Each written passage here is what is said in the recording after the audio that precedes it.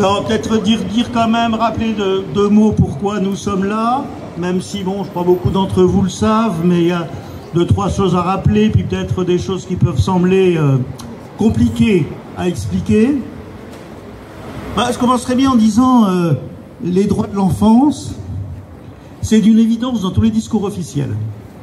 Plus dans un tas de textes, comme la Déclaration universelle des droits de l'enfant signée par la France. Et pourtant, je dirais bien même un exemple qu'on a eu cet après-midi, hein, après avoir l'appel. On a vu une famille demandeurs d'asile, donc en situation tout à fait régulière, qui avait couché à la rue hier soir avec ses enfants de 6 et 8 ans, parce qu'on leur dit il n'y a pas de place. Ce qui n'est pas une surprise quand même, hein, et que des mesures d'urgence pourraient être prises. Et c'est quand même, on l'a vu, bon, la permanence d'SOS Refoulement aujourd'hui, et c'est malheureusement le type de situation qu'on voit à longueur d'année.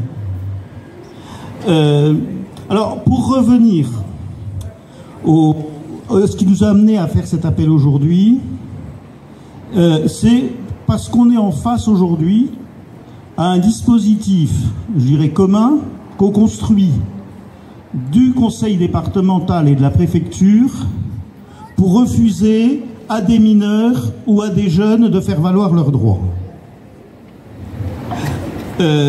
Alors, la première étape, c'est quand les jeunes arrivent, notamment pour s'agissant d'un jeune étranger qui dit « je suis isolé », qu'est-ce que dit le droit? Il est présumé être mineur, jusqu'à preuve éventuelle du contraire. Donc devant être mis à l'abri. Donc les jeunes, quand ils ont l'adresse, ils se pointent ici. C'est là que ça se passe. C'est pour ça qu'on a voulu faire le rassemblement ici aujourd'hui. Et qu'est-ce qui se passe? On leur dit, revenez dans quelques jours. Où je dors, où tu peux. Donc la première chose, quand un mineur, en tout cas un présumé mineur, se présente, qui doit bénéficier d'une mise à l'abri immédiate, puisqu'il est présumé mineur et que c'est la responsabilité légale du conseil départemental, on le laisse à la rue. Je crois que la première raison, c'est plus que de faire quelques économies, c'est de dire, et s'ils repartaient ailleurs, on en serait débarrassé. Et je crois que c'est vraiment le fond de les faire traîner quelques jours à la rue en se disant, s'ils vont ailleurs, c'est toujours ça que l'on aura de moins à s'occuper. Donc c'est la première violation du droit des mineurs à laquelle nous avons affaire. La deuxième, et là c'est peut-être ce qu'il y a de plus grave, et c'est comme un événement lié à ça qui a été le déclencheur de ce rassemblement, c'est que ceux qui s'accrochent et reviennent quelques jours après. Ils viennent ici, et ils vont être, allez, peut-être pendant 2 jours, évalués. Et pour la plupart d'entre eux, la grande majorité, on leur dit, non, vous êtes majeur. Mais là aussi, on est à l'inverse de ce que prévoit le droit. Le droit dit, il faut qu'il est présumé mineur, sauf s'il y a un faisceau d'indices importants montrant qu'il est majeur. Or, qu'est-ce qu'on leur répond? Vous n'avez pas eu un faisceau d'indices montrant que vous êtes mineur, ce qui est quand même un renversement de la charge de la preuve. Et surtout, on leur dit, vous n'avez pas de papier d'identité. Bon, ça tombe mal, la plupart d'entre eux, enfin, ou ça tombe bien, ça dépend de quel point de vue on se place, la plupart d'entre eux viennent de pays comme la Guinée ou le Mali, où l'extrême majorité des mineurs n'a pas de papier d'identité. Et rien dans les textes dit qu'ils doivent prouver leur identité. Ce qui doit être fait, c'est évaluer la minorité et la majorité. Et là encore, on est dans une inversion de ce qui est prévu. Et c'est à ce moment-là, et je crois qu'on peut bien le dire, qu'il y a un vrai piège, et d'ailleurs, un juge vient de le dire, de façon un peu plus polie, mais de le dire quand même, c'est, on dit aux jeunes, maintenant, attends, on va te donner la décision. On lui donne un papier qui dit qu'on le considère comme majeur et qu'il peut saisir le juge des enfants. C'est la loi qui prévoit ça. Bon, on peut se dire l'évaluation, on est très critique comme elle est faite, mais le juge des enfants, finalement, c'est à lui de trancher, et à l'issue d'un procès régulier. Mais, et c'est là qu'il y a le grand mais, et ce montage qui nous semble scandaleux entre la préfecture et le département, la police vient le chercher. Et il attrape, en même temps que le papier lui disant qu'il peut saisir le juge, une obligation de quitter le territoire français, avec une interdiction de retour, faut pas se gêner, et 48 heures pour la contester. 48 heures calendaires, de préférence quand on peut le vendredi soir. Tout le monde sait qu'on peut trouver tous les avocats qu'on veut le dimanche après-midi. Et donc c'est là qu'il y a un scandale absolu de refus de laisser ces jeunes aller saisir la justice, ce qui est leur droit. Nous, on ne peut pas dire ils sont tous majeurs ou tous mineurs, je pense qu'il y en a beaucoup qui sont mineurs, mais en tout cas c'est à la justice de trancher, on les empêche de le faire.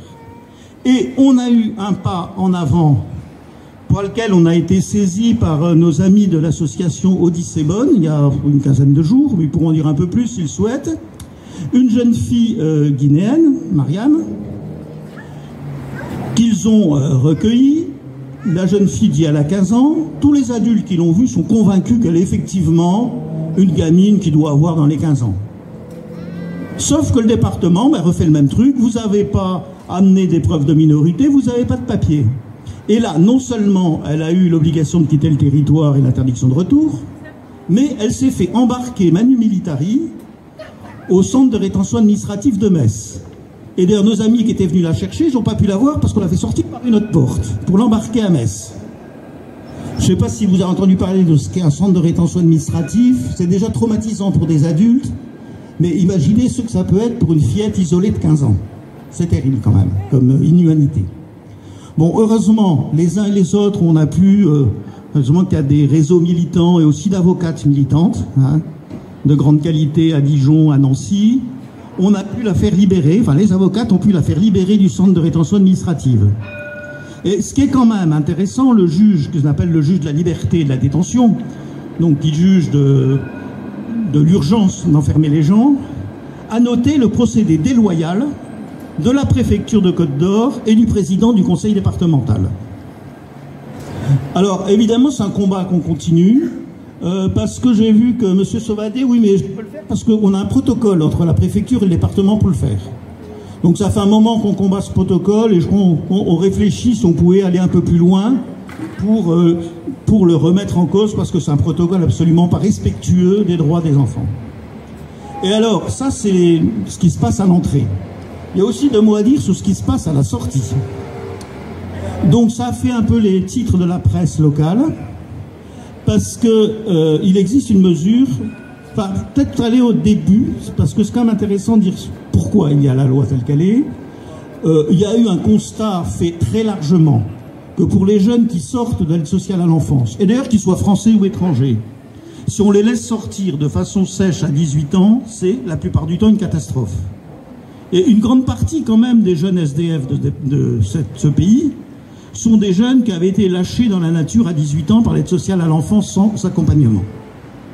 Donc après tous ces constats de tous les professionnels de l'action sociale, il y a eu ce qu'on appelle la loi Taquet, disant il y a une obligation pour les conseils départementaux, si les jeunes à 18 ans n'ont pas d'autonomie suffisante et de prise en charge, de continuer à les prendre en charge avec ce qu'on appelle des contrats jeunes majeurs.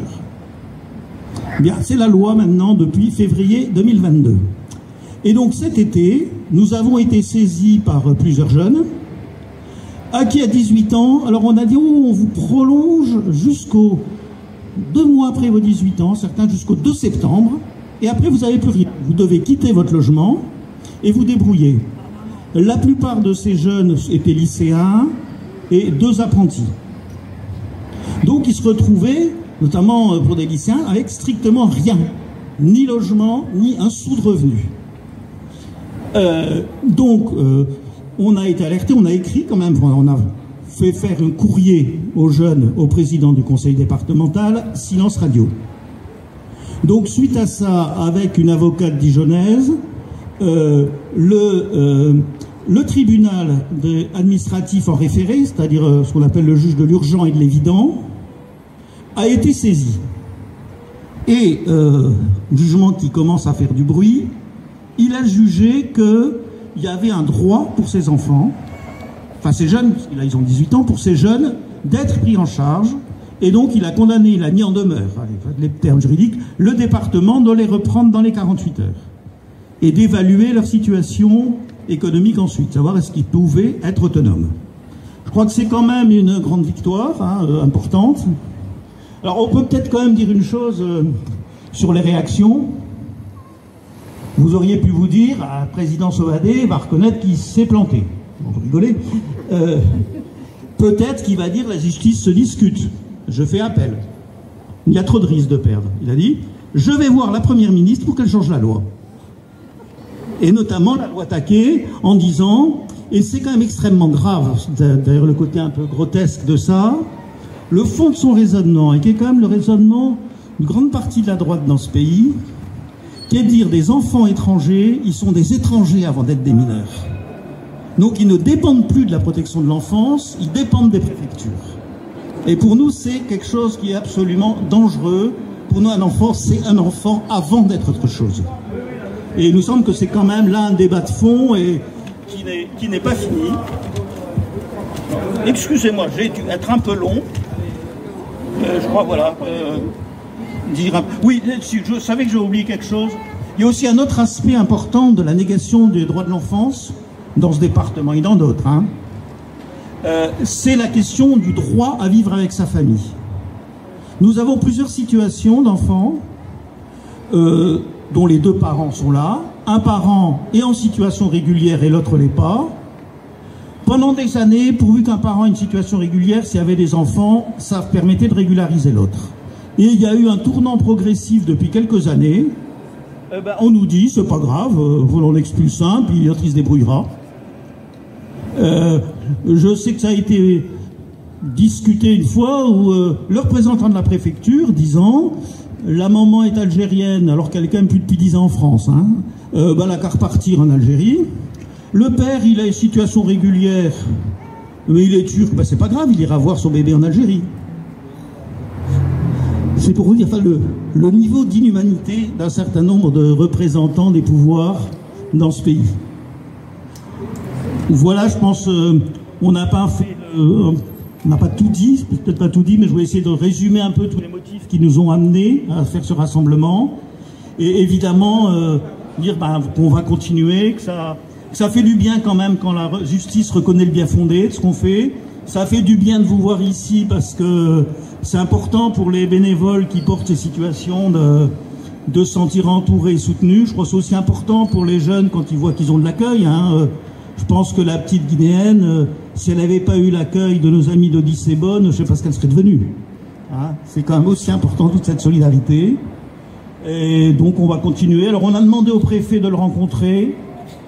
Silence radio, mais c'est aussi un problème. Ça fait des années que la préfecture ne discute plus avec le monde associatif sur les questions de droits humains. Voilà, je pense que ça n'a pas été trop long. Je ne sais pas si nos amis de Bonne ou...